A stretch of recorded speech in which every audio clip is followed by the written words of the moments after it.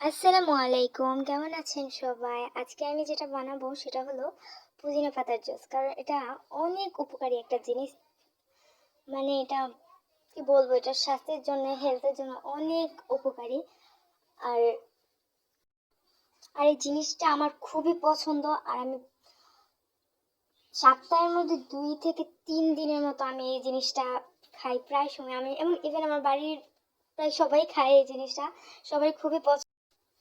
So আমি এটা প্রথমে সুন্দর করে পুদিনা পাতাগুলো একসাথে ধুয়ে তারপরে সব পুরো পুদিনা পাতাটা ব্লেন্ড করে তারপর এটার যে জুসটা বের হয় ওইটার সাথে লেবুর রস দিয়েছি, চিনি, চিনিটা পরিমাণ মতো যে যেরকম খায় তার স্বাদ মতো।